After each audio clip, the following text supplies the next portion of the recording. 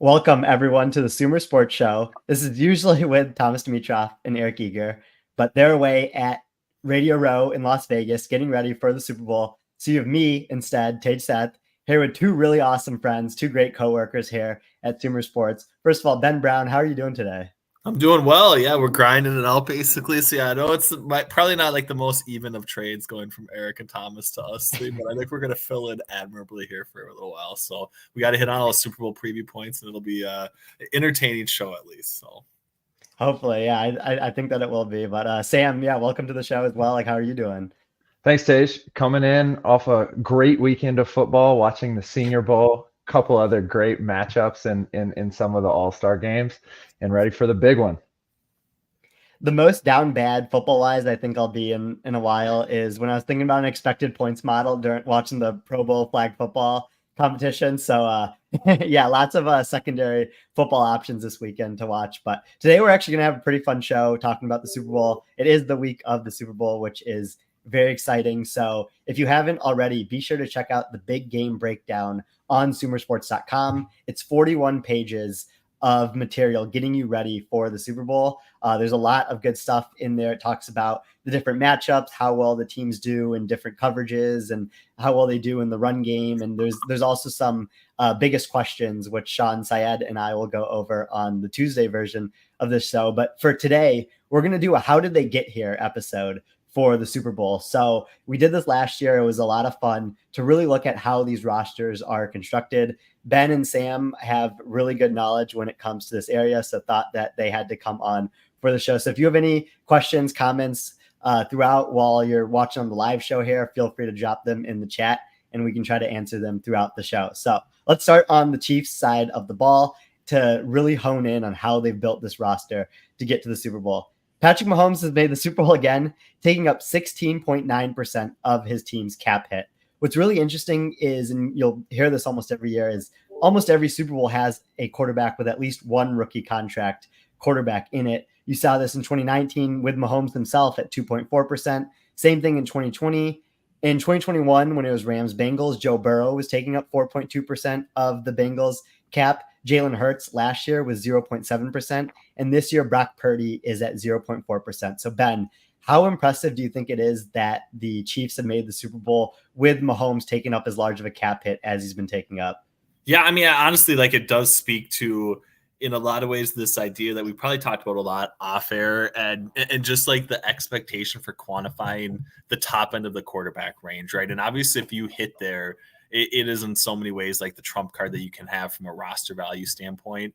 And to see Patrick Mahomes kind of honestly like continue to push out the range in which he is so much better than every other player, like I think that kind of speaks to what the Chiefs have been able to build around him. And in a lot of ways, this is very much kind of in an opposite or remade roster from what they had the last time they played the 49ers in the Super Bowl, when they were so, I would say, like more offensively structured, or had a lot more resources built up on that side of the football. So I think it's really, I would say, speaks to the long-term ability of Patrick Mahomes, the fact that they have now done this in multiple different ways and can kind of continue to be at the top of it. And the only real consistency outside of Mahomes and Kelsey and Andy Reid is really just that trio has kind of stuck together. So I'm not sure how much longer that is going to continue forward, but I think right now we are kind of in the midst of watching greatness in the dynasty very much being built before us.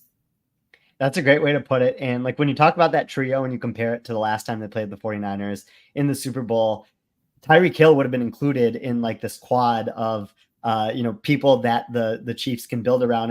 And most people would have thought that for those four group of players would have stayed together.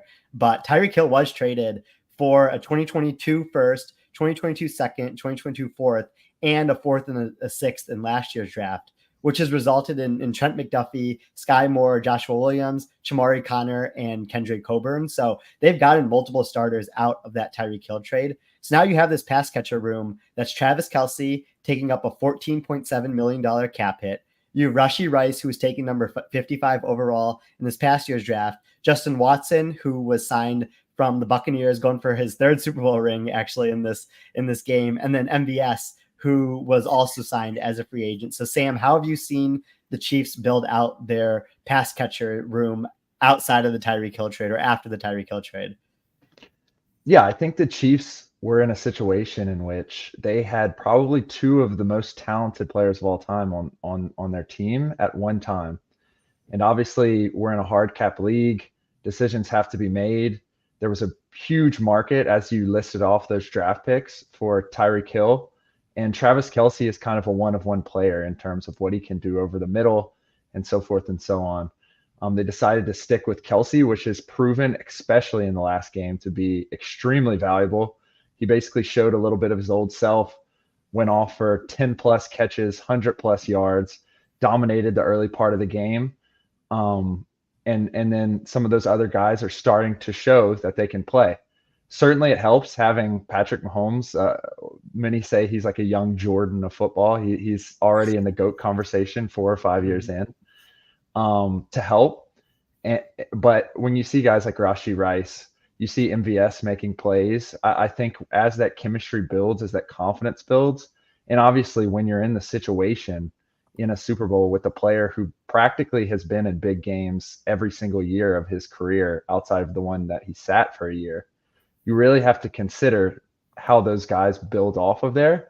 And frankly, I think it's proven that they made kind of the right move in investing in a very scarce position at tight end, in which Kelce brings a ton of surplus value over the next best player or third next best player, so forth and so on, and kind of building around the edges around Mahomes and letting him kind of lead the way for those wide receivers. Yeah, I really like how you put that. I think that you touched on a couple things there I think that are really interesting. One, with Mahomes, you're more inclined to make a trade like the Tyreek Hill trade because you know that because of the way that he rarely takes sacks and the way he's able to scramble and make basically every throw on the field, he can handle not having a prime wide receiver one better than basically every other quarterback in the league. But then with Kelce and like the kind of the value you're getting of him is when you compare his receiving yards to other receivers and the tight end market in general, like he's right up there with almost every other receiver in the league, but tight ends just don't get paid as much and they can block sometimes on top of what they're getting paid. So there can definitely be a value for top 5 tight ends there that are making the same money as like the 15th highest paid wide receiver in the league, which I think is really interesting. Also talking about value, the Chiefs running back room, after that 49ers Super Bowl, they drafted Clyde Edwards-Helaire in the first round. He has been the backup running back for this team because Isaiah Pacheco has taken the lead role, and he was drafted in the 7th round and has done really well with the lead role. So Ben, like, what have you thought about the way that they've distributed those carries and just kind of Pacheco's kind of journey in general to get to the starting position? Yeah, definitely. I mean, obviously, and I think that's maybe going back to it, every team is gonna have misses in the NFL draft, right? And obviously, seeing like CEH, Clyde Edwards-Helaire is like the at the end of the first round. A lot of people question that at the time, obviously rightfully so, but I still think like the Chiefs have been so good because they have still kind of overcome those warts and still have in a lot of ways been in a similar situation to a lot of other teams drafting. Obviously, you're going to hit on some guys, you're going to miss on some guys, but the fact that they, kind of continue to take shots at key positions when they actually should as well can kind of at least cover up some of those flaws. And I very much think like the Pacheco drafting in the 7th round in a lot of ways doesn't completely abolish the sins of taking CEH in the first, but I very much think that, the volume and actually at least finding a guy that kind of fits the mold has been very helpful to them. And obviously, in the way in which they've transitioned from, a team that could take the top off with Tyreek Hill to now very much being a low ADOT, yards after the catch type team. Like I do think the running back position in general is probably much more valued in those particular offenses and could definitely, consistently get you in 2nd and 5 type situations or 2nd and 4 type situations where you can have Patrick Mahomes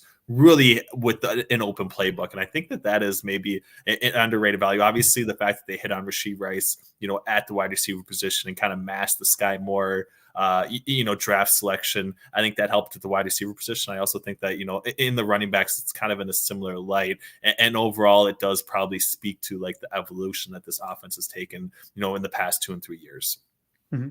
Yeah, and you talk about evolution there. And Sam, I think this question from Sean is for you in the chat. He says, do you think that the Chiefs' use of 13 personnel will have signal throughout the league as teams face more light boxes? Yeah, this is something that me and Tej were kind of looking at preseason and interested in how it would move forward. And you kind of see this across the league. You really saw the Bills kind of as they had some upheaval in the play callers room, lean in with their Kincaid, Knox. I personally, as a grander pattern in the league, believe this is something that you're going to see. Uh, Potentially as you continue to see tight ends improve at pass catching and kind of the mesh of skills between tight ends and wide receivers and blockers. I think they can provide a ton of value. And I think I know someone mentioned Andy Reid being one of the best coaches of all time. I think you can say the same about Kyle Shanahan in this big matchup in the Super Bowl. When you have two generational play callers like that and guys who understand how to game plan and understand how to unlock talent, you're going to see things like 12, 13 personnel with the Dolphins, more usage of two running backs, so forth and so on be used. Yeah, that's a great point.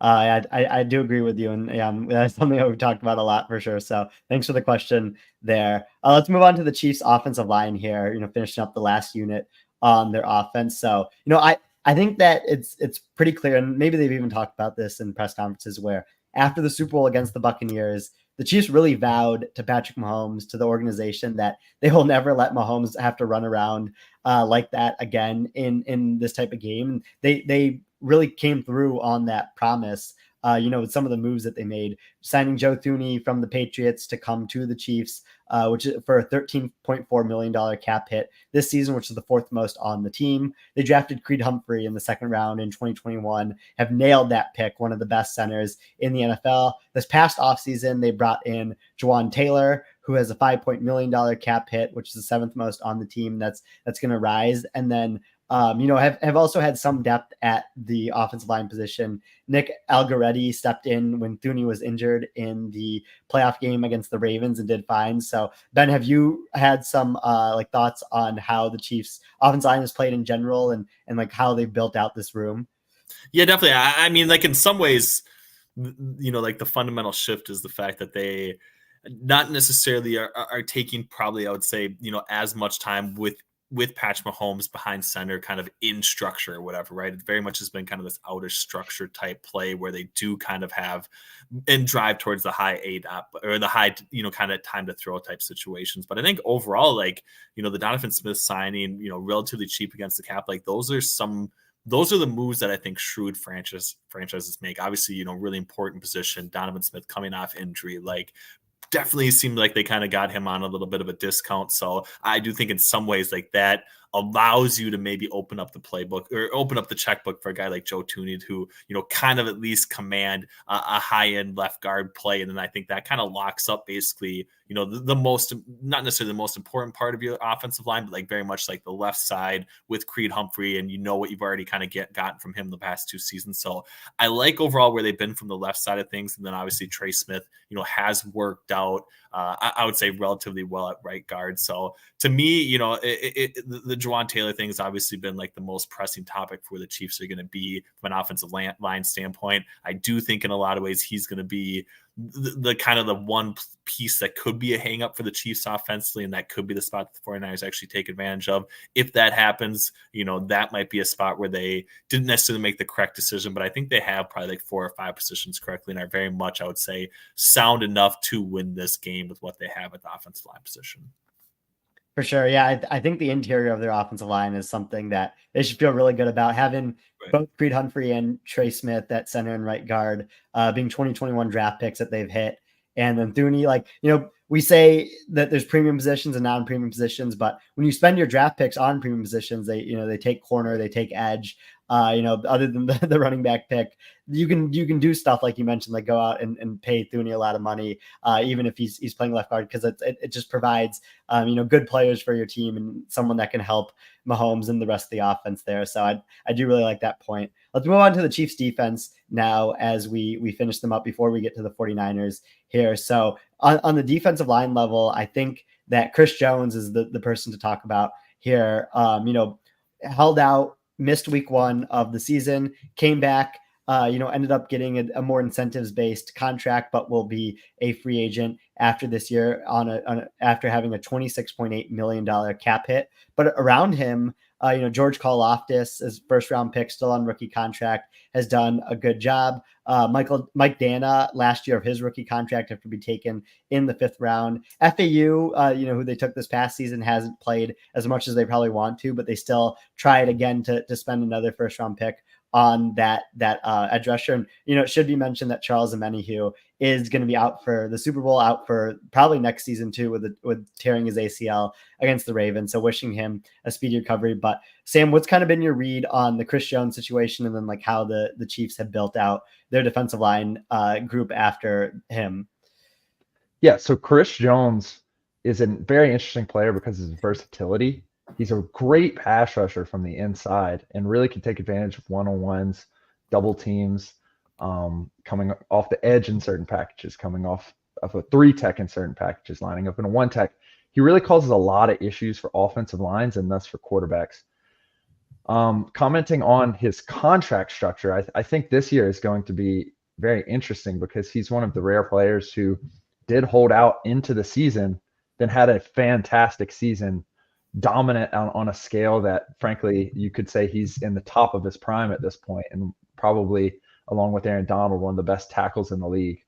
I would like to comment on Karlaftis too, because this is kind of where the 49ers and the Chiefs kind of become like a mirror of each other, with this great versatile defensive tackle in Chris Jones and Eric Armstead, who we'll get to later, and then Karlaftis, who is a young edge rusher, physical, big, great hands, can get into the backfield basically at will, and he's a really great player on a rookie contract that's able to contribute. And I think it'll be interesting to see how they balance Karlaftis and Jones in the future, given that Karlaftis is a little bit younger.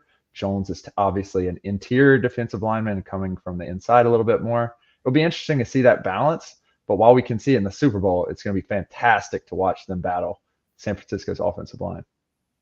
Yeah, for sure. That's a really good point to bring up with the age and how they're going to handle the contracts going forward. And yeah, I mean, I think and you talk about, and Eric Eager, who usually hosts the show, has brought this up, like, should the Chiefs have last offseason done with Chris Jones what they did with Tyreek Hill? And, I don't know necessarily, again, like what we talked about with Mahomes, where he can overcome like so much that you can count on him for fixing any shortcomings that happen at wide receiver.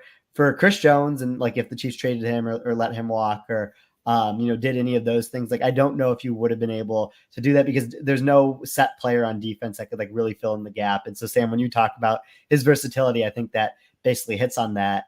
And then it makes the linebackers' jobs easier behind him as well. So you have Willie Gay, Nick Bolton, and Drew Tranquill. I think that Bolton has been, had an up and down start to his career after being selected in the draft. I think Drew Tranquill has had some pretty good moments as a free agent signing for the Chiefs. I know Sean Sayed will be happy to hear that since he really likes that guy. But Ben, what have you thought about the way that the Chiefs linebackers have played this year?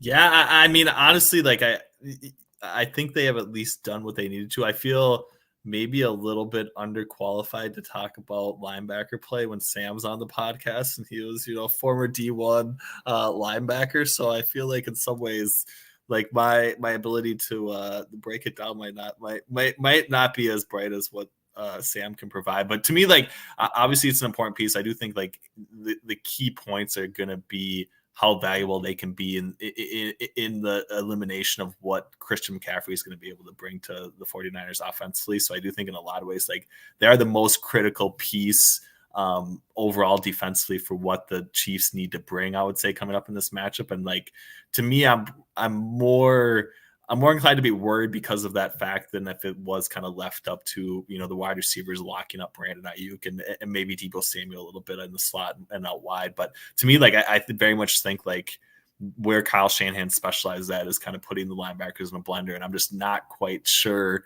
we're going to see enough move from Steve Spagnuolo to put these guys in the position to make plays where they need to. So that's going to be like the one, I would say, red flag or concern for me coming up in this matchup, is just how well, these Chiefs linebackers can kind of hold up against this Kyle Shanahan scheme.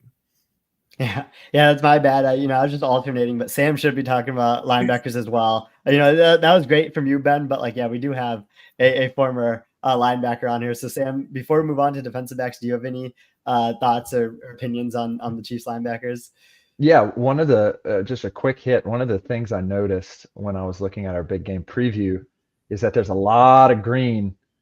There's a lot of good grading out in terms of EPA on those very shallow zones, and a lot of teams like to take advantage of a dump here, a dump off here, a dump off there, and then let's get some yards after catch.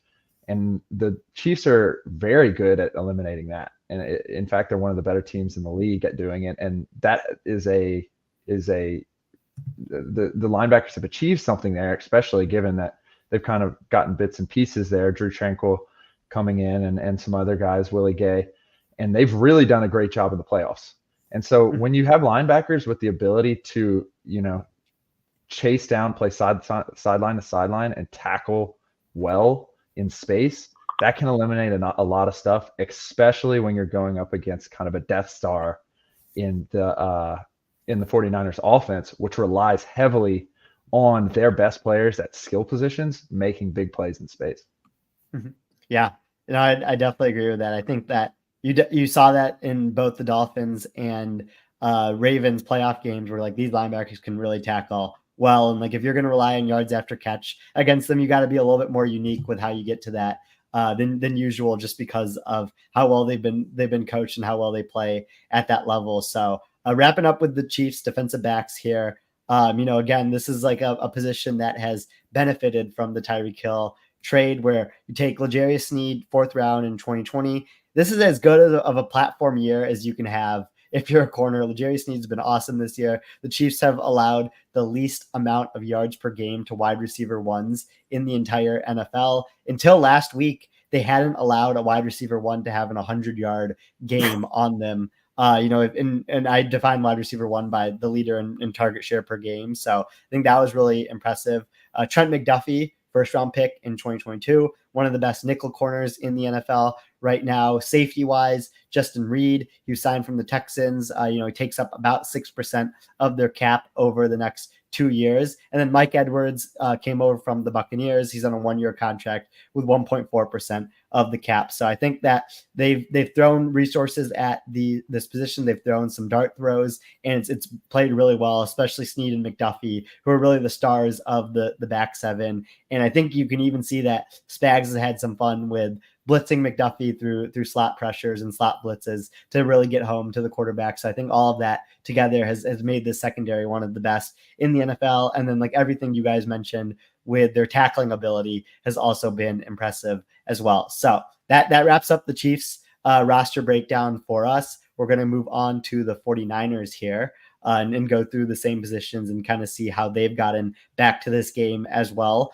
And to get to this Super Bowl rematch here. So quarterback wise, this is what I just think about the 49ers. And what's so impressive to me is there are not many, if any, organizations that could light 3 first-round picks on fire and be in the Super Bowl like they have this past year. You look at all the teams that made it to either the divisional round or conference championships, and they're getting so much production out of their first-round picks lately. I mean, the Lions are a great example of that with Jahmyr Gibbs, and the previous season with Aiden Hutchinson and Penny Sewell, like all these first round picks. The Ravens, Zay Flowers, like they probably wouldn't be in that game if it wasn't for Zay Flowers having as good of a rookie season as he's had.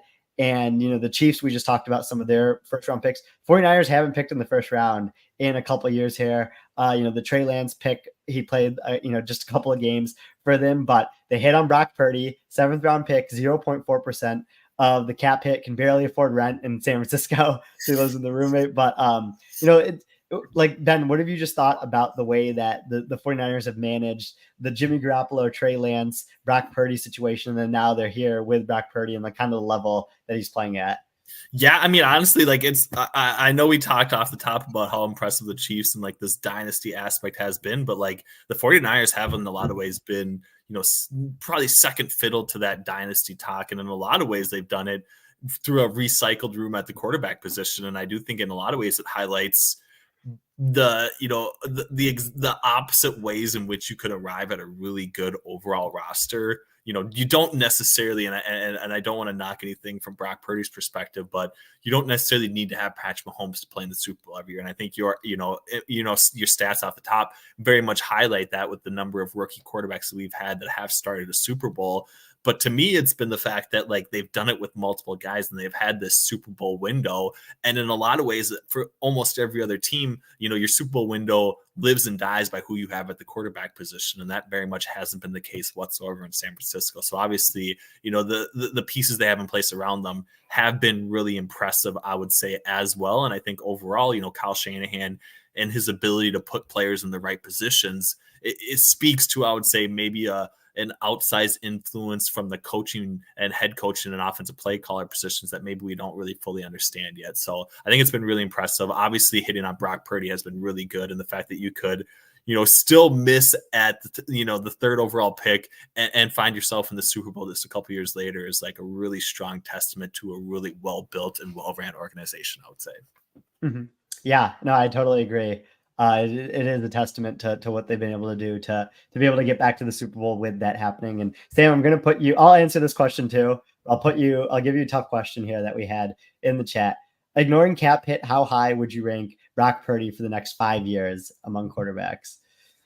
We just, me, Tej, and Ben just went to an excellent conference, the Tulane Pro Football Negotiation Competition. And this, not exactly Purdy, but kind of slotting quarterbacks into the market was basically the finals.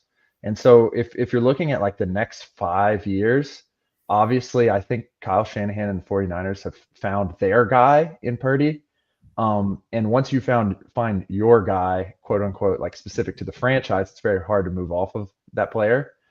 That being said, I'd view him in a similar light as perhaps the Dolphins view Tua. Perhaps the Cowboys view Dak to a certain degree, even though Dak had an excellent year this year. And I say that not necessarily because those are comparable players or they play in the similar schemes or so forth and so on, but I think I view him as a guy who can get the job done on his team and is a confident leader and someone who will put up good metrics within the context of his team. I think about this Super Bowl game a lot like kind of a tennis match. And I think what the 49ers haven't had in the past is someone who can, hit the big winners in terms of tennis. They've had guys who you could kind of more expect to make the mistake that someone else could jump on and then end up winning a close game in the Super Bowl. Obviously, Purdy does kind of have some of those downside plays, a lot of turnover-worthy plays, but he also has that spark that can light something up and increase your chances of winning on a whim, much like his little scamper in the last game. So all that being said, I'd view him as a pretty solid starting quarterback. I don't know if I would slot him in the market as a top of the market, resetting the market guy, unless something radically changes here in the next couple of years. I could foresee a situation occurring, especially given he's such a late round pick. I could foresee, kind of a Joe Flacco situation if it does happen that, the market may not be where it's at. Maybe he resets the market after 1 or 2 big Super Bowl appearances in the following years. I could foresee something like that happening. But I think in general, we can slot him pretty solidly as a solid starter while not necessarily being a guy like we've talked about Mahomes, who you could basically rely on to erase a lot of problems.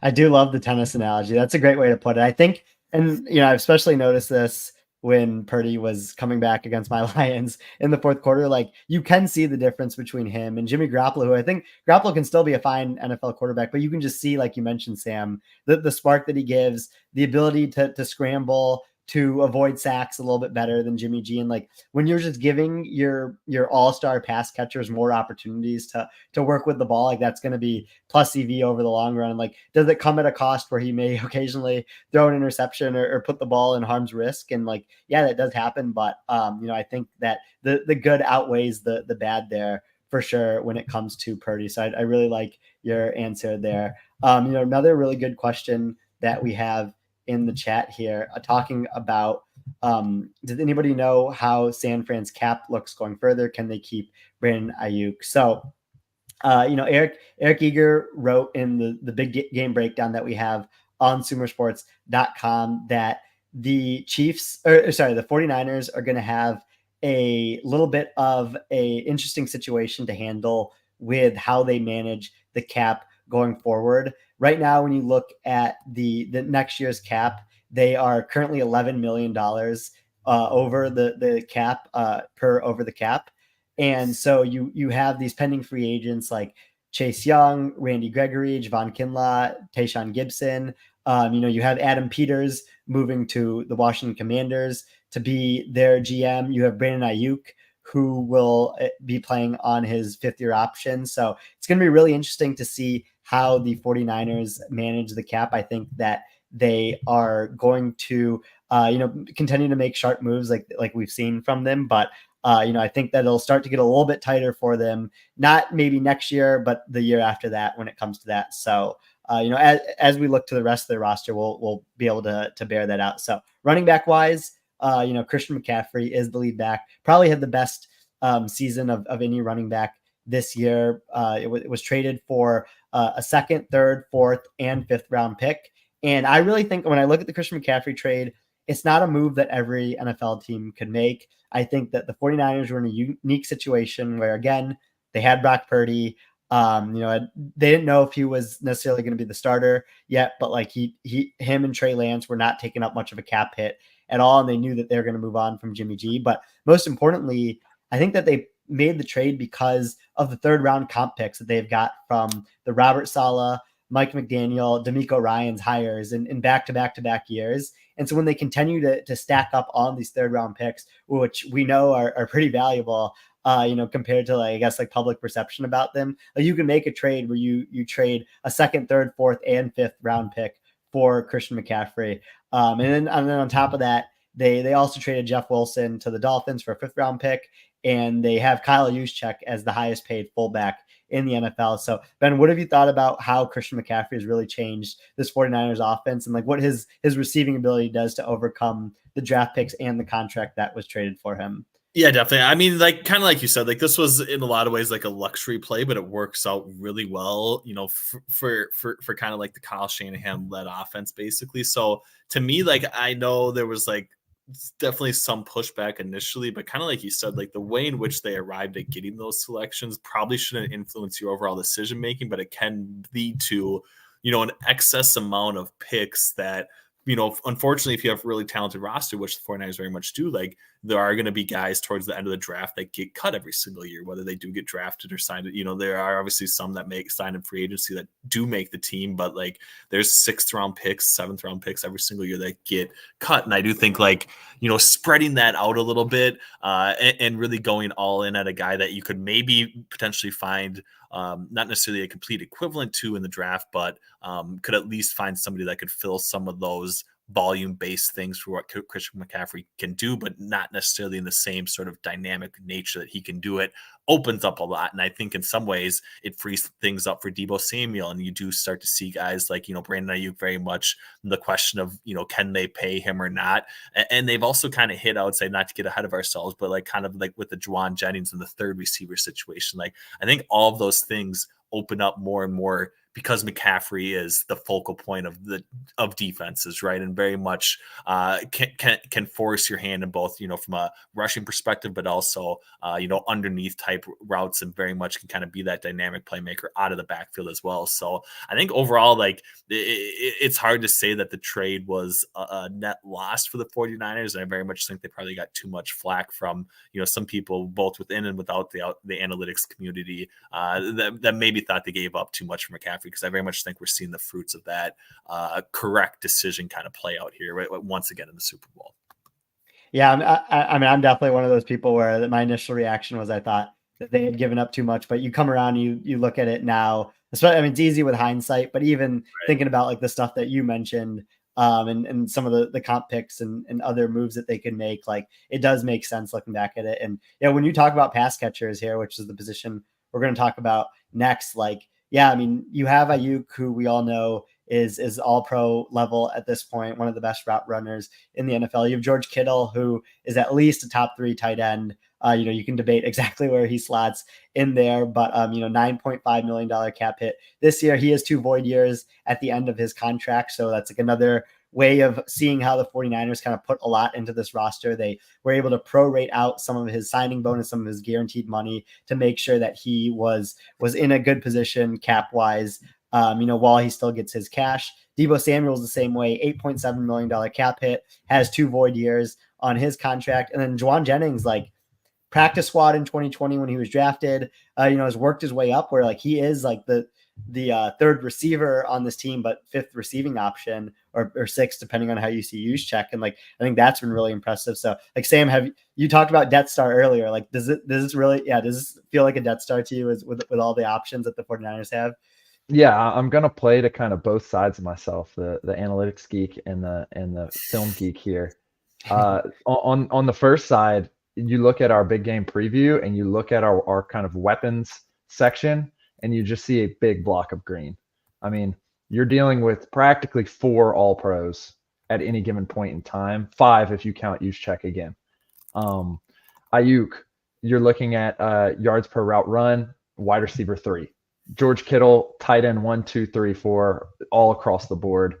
Deebo, we're looking at only passing is 10 in the 10s and 20s, all elite players.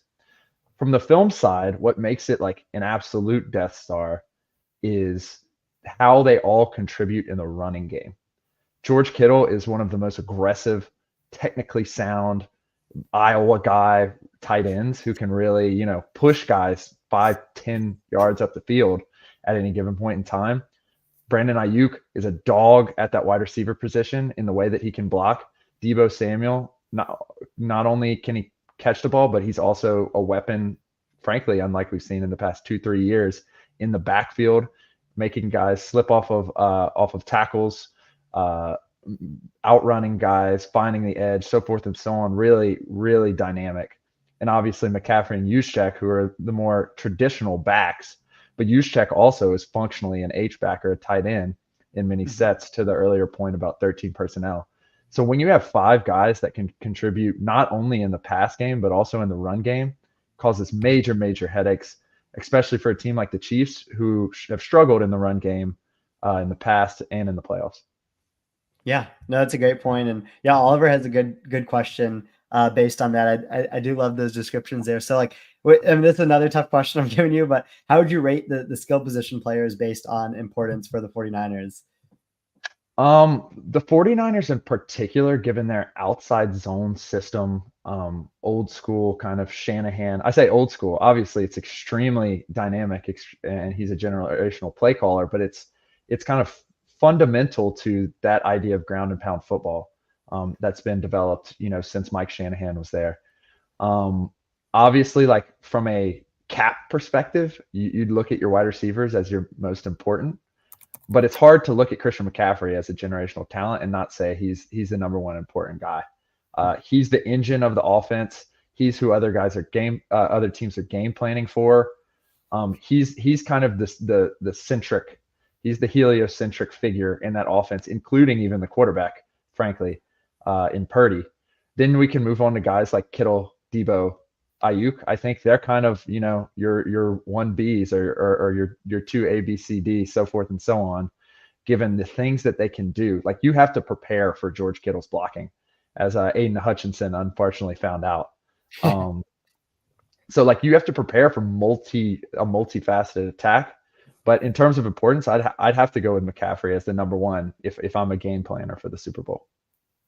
Mm-hmm. Yeah, I mean, that is a really interesting way to look at it. I think that, it's hard to actually evaluate like what the 49ers offense was pre-McCaffrey versus post-McCaffrey, just because the overlap of Purdy and McCaffrey is so much, and we didn't get to see much McCaffrey with Jimmy G, and so it's like it's hard to kind of separate those out. But I agree with you that you can see the improvement that the 49ers offense has made. I think that Ayuk is probably who I would pick as the most important to the 49ers offense, just because of how high of a level he played at wide receiver, ranked 3rd in yards per route run, this season. George Kittle, obviously at tight end, ranked first in among tight ends in yards per run as well. And then, but McCaffrey is right up there also with those guys as well. And then you have the versatile other options with Juszczyk and Debo and even Juwan Jennings when he has to play. So it's been very impressive. But let's move on to the 49ers offensive line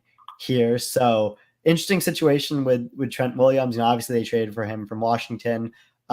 This is the last year where his paragraph 5 in his contract is $1 million before it jumps to $20 million in next year, 22 the year after that, and then 32 million after that. So you would think that either it gets restructured or they eat some dead money if he wants to, maybe play somewhere else to close out his career, or he wants to just close his career in general. So it'll be interesting to see what they exactly do with Trent Williams. But other than that, it's been really impressive that the 49ers have not spent a ton on their offensive line. They have their left guard, Aaron Banks, his second round of 2021 draft, still on his rookie contract. Jake Brendel at center is their undrafted free agent by the Cowboys, but he signed with the 49ers this past season, only 1% cap hit. And then the right side of their offensive line, which I think is a little bit of an area of weakness for them, but still they're getting day 3 picks to start for them. Spencer Buford, 4th round of the 2022 draft, and then Colton McKivitz, 5th round in the 2020 draft. Has an extension in hand with 3 void years, but still an area that the 49ers probably want to improve on, of a roster that's pretty good in general. So that's the 49ers offense and how that was built. Let's go over to the defense now. So Ben, why don't you take us through kind of all the resources that the 49ers have put into their defensive line and what you've thought about their play this season?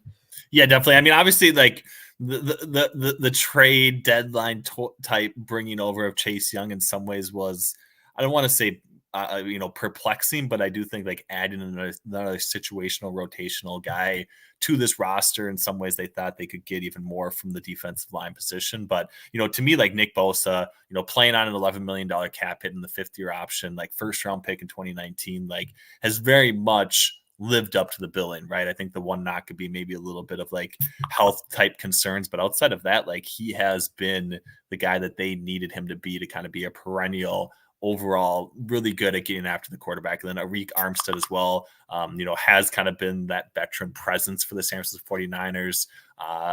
Actually is making more money than Nick Bosa this season. They do have, I would say, some pretty dramatic decisions to make along this defensive line here. So it's going to be interesting to see, kind of what they value and who they kind of move forward with. Because Jerron Hargrove as well, free agent from the Eagles, 20 million APY, the dollars are starting to add up. And kind of what you said previously, if you want to maybe put a few more resources in the offensive line, obviously in some ways their current cap situation needs to be altered or changed quite a bit. So I do think, kind of going back to it, the Trent Williams conversation is very much going to lead to an overall restructuring, because it does seem like they're going to try and fit, some more of these pieces kind of in place to at least pair alongside Nick Bosa, because it does seem like they have highly valued, I would say, the defensive line and edge kind of market with their trade of, Chase Young, 3rd round pick from Washington. They, I guess, will kind of get that compensatory pick back if he does actually leave. But, it does seem like that has been probably a spot where they would kind of like to have back in particular. And then they have Javon Kinlaw as well. Didn't get his 5th-year option basically picked up, but kind of is another one that can provide depth along the defensive line. But I think it'll be interesting. Obviously, Nick Bosa is going to be the cornerstone of this defensive line, and it'll be interesting to see just how long they have Arik Armstead on the roster, if they do kind of gravitate towards getting younger at this position and focus on this in the back half of the 1st round, and maybe with their 2nd round pick as well or something. Mm-hmm. Yeah, I mean, Oliver's mentioned in the chat here, Nick Bosa's cap hit, at past these next couple of seasons is about to get very large. So there's going to be restructuring there, which is why I think it goes back to what we talked about at the beginning of the 49ers segment. There is some urgency here, I think, to either win it this year or next year for them, because after that, it's going to get a lot tougher. You're going to have a lot of good players that you have to pay. Sam got you actually talking about linebackers this time. That's my bad on the first one.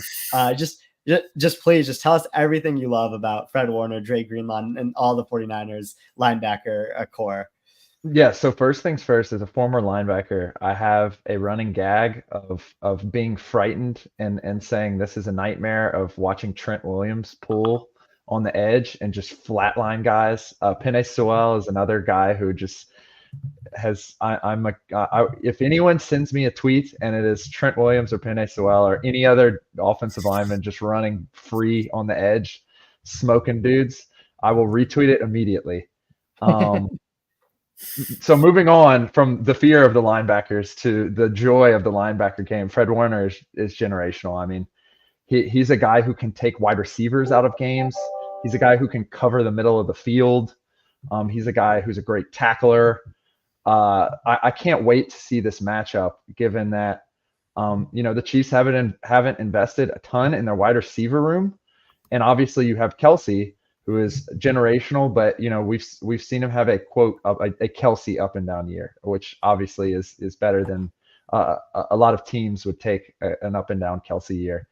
Obviously Laporta had a great game against this linebacker room, DB room with the Lions, and the Lions more generally in the first round did extremely well. But I think Fred Warner is going to be an X factor in this game. Again, the versatility of the player, what he can do all across the field. Typically, you wouldn't invest in an off-ball linebacker, and I think Fred Warner probably is someone that the 49ers will continue to invest in and maybe move around money in some of these other big contracts to keep, just because of his ability to kind of almost be like a one backer who can dominate on many fronts of the defense, whether that's in pass coverage, whether that's at the line of scrimmage, or any other way. One backer is a great term to use, and you touched on a key point that I thought that's worth mentioning. Before we close out the 49ers here, where it's like I was talking to a friend that at a team about this, and we were saying, analytics people kind of put their arms up every time a team invests heavily in an off-ball linebacker, and I'm thinking about it, and I think it's more of an analytics sin to draft a linebacker than to pay a linebacker. And especially when you have a top 5 linebacker, because I think that when you look at draft curves, and there's been so much research done on this topic, it's so hard to know what you're getting from a linebacker college to pro, especially like when you look in like the top 100 picks. Once you have that linebacker, he's a top 5 linebacker. It seems like a pretty stable position where you can actually invest in that, and they can kind of be what your defense is built around, much like a top 5 tight end on the other side of things. So I think that when you look at like where you want to invest it, when the Ravens invested in Roquan Smith, or the 49ers invested in Fred Warner, what you're getting when you do that, and you want to pay those types of players. It's just harder to draft a linebacker in the first round and to exactly feel like you can build a defense around them before you know what they are. So just wanted to touch on that. Defensive backs wise, I think this was like the main concern for the 49ers coming into the season, was that their defensive back room. I think the front 7 is so good enough where they can manage. But you have Javarius Ward, who was undrafted free agent by the Cowboys, but he signed with the 49ers in 2022, $13.5 million APY, 3 void years. So again, you're seeing this common theme of the 49ers putting in a lot of void years in these contracts, more than the Chiefs did.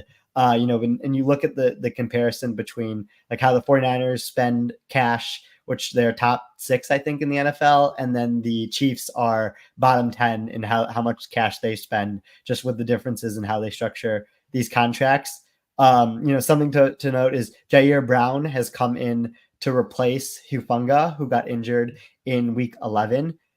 You can't assign the full residual to Hufanga, but the 49ers defense ranked 5th in EPA per play, 5th in EPA per drop back with Hufanga in games that he played. Since then, 23rd in EPA per play, 20th in EPA per drop back again. So, there is some cracks in the 49ers defense since his injury. Ambry Thomas, I think, has been up and down from time to time, taken in the 3rd round of the 2021 draft. And then Diamondre Lenore was taken in the 5th round of the 2021 draft as well. So, this I think would be like the only concern for the 49ers in this game. Again, they might get away with it just because of the state of the Chiefs receiver room. And if like you mentioned, Sam, like if Fred Warner is able to take away Kelsey, I think that the defensive backs' jobs will be a lot easier in this game. But it'll definitely be an interesting matchup to watch, especially Rashee Rice versus whoever ends up guarding him will be the most interesting matchup in this game. But I think that the Chiefs will probably run the ball a little bit more than usual, just because of the 49ers run defense, letting up some explosive runs in the past couple of weeks. So I think overall, like when you look at these rosters, the 49ers are so much more talented, and then the Chiefs just get the Patrick Mahomes bump, so that'll make it interesting to play out. So we're up at the 50-minute mark here. Ben, do you have any closing thoughts on either of these rosters before we hop off? Yeah, I mean, I think we kind of touched on most things. Basically, it's going to be really interesting to see how the game plays out. Obviously, we're going to get a lot more into that on Wednesday with some overall preview and getting some best bets. But I do think some of the things that we talked about very much kind of lead in really well to that. And then kind of with your and Sean's biggest questions preview tomorrow, we're going to get a lot more stats and schemes. So I just think like you kind of need to stay listening to the Sumer Sports podcast, because I think there's going to be a lot more really good content to see, not only how this all fits in, but how this game's actually going to play out just based on these two rosters and where they currently sit at. Mm-hmm. Yeah, no, that's true. And yeah, great point from our friend Billy Jones here in the chat. He says, what I find interesting about San Francisco is how the offensive roster seems to be exactly what Shanahan wants in terms of personnel to run his offense, multiple years of collaboration to build their dream team, like great continuity from Kyle Shanahan and John Lynch, from a organizational standpoint. But Sam, before we hop off, both you guys will be back Wednesday because this is a lot of fun. Hopefully less of me talking that show, and you guys can just kind of go off. But Sam, do you have any closing thoughts on what we talked about today? Yeah, I love the comment by Billy. Continuity is the name of the game with these two teams, and going through every single player as we've done. I think I'm going to keep coming back to this tennis match allegory, but at least maybe since the last Chiefs 49ers Super Bowl, this is the most level playing field, best teams in the league, so forth and so on matchup that we've seen. And I just think it's going to come down to who's going to make the big plays and who's going to make the mistakes. And I'm excited to talk more, but listen to you talk more about that tomorrow, Tej, and talk a little bit more on Wednesday. Thank you guys. You guys are too nice.